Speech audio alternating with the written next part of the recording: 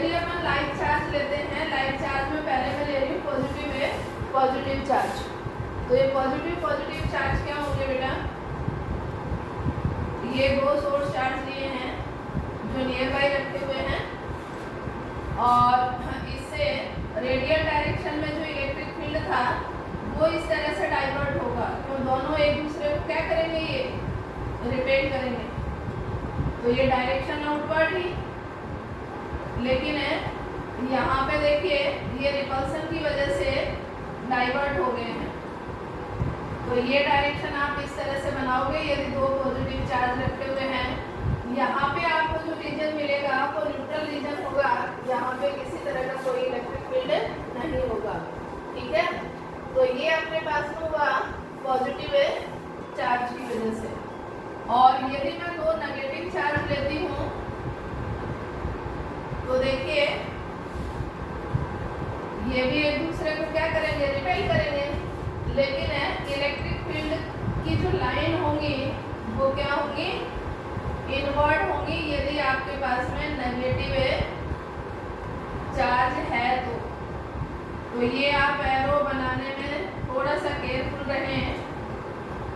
Negative है तो inward direction में बनाएंगे और पॉजिटिव है तो आउटवर्ड डायरेक्शन में बनाएंगे। इसमें भी ये जो रीजन होगा वो क्या होगा, न्यूट्रल पार्ट होगा, न्यूट्रल रीजन होगा, ठीक है। तो ये अपने पास में आ गई electric field line due to two negative charge. अब अपन लेते हैं यदि मेरे पास में एक पॉजिटिव और एक नेगेटिव चार्ज है तो वो क्या करेगा, एक दूसरे को अट्रैक्ट करेगा। ये मैंने दो सोर्स चार्ज लिए जो अनलाइक हैं, एक पॉजिटिव और एक नेगेटिव, तो ये अट्रैक्ट करेंगे। तो यहाँ जो इलेक्ट्रिक फील्ड लाइन है वो इस तरह से बनेगी, ये ध्यान रखें। यहाँ पे पॉजिटिव से इलेक्ट्रिक फील्ड लाइन स्टार्ट होकर पास होंगी किसमें, नेगेटिव चार्ज में। और यहाँ पे और लाइन आप बनाना चाहें तो इस तरह से बना लें,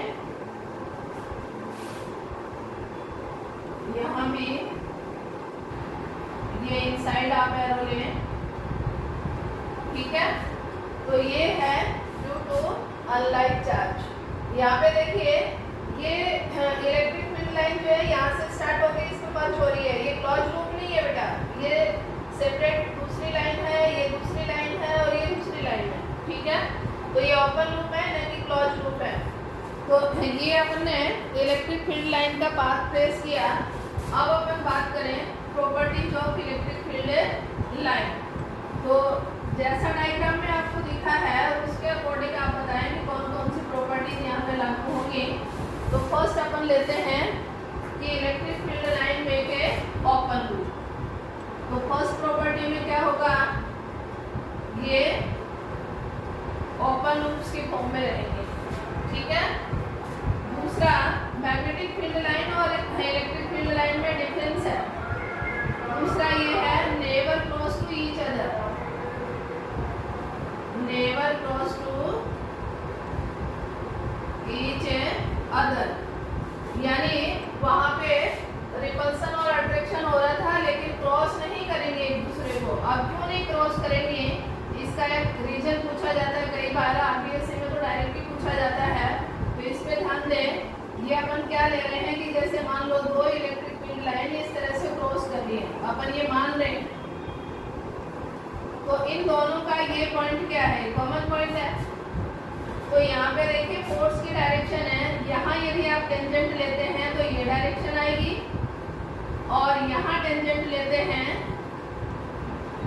तो ये डायरेक्शन आएगी। तो एक पॉइंट पे एट ए टाइम दो फोर्स की डायरेक्शन पॉसिबल नहीं है, so that electric field line never close to each other. और ये प्रॉपर्टी आपकी मैग्नेटिक फील्ड लाइन में भी होती है, ठीक है।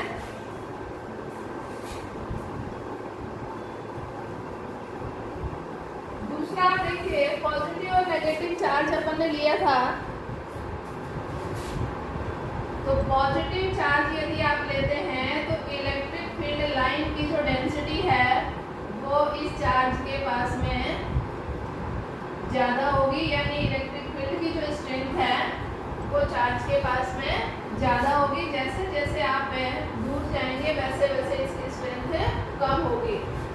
नेगेटिव चार्ज के रेस्पेक्ट में जस्ट इसका अपोजिट होगा।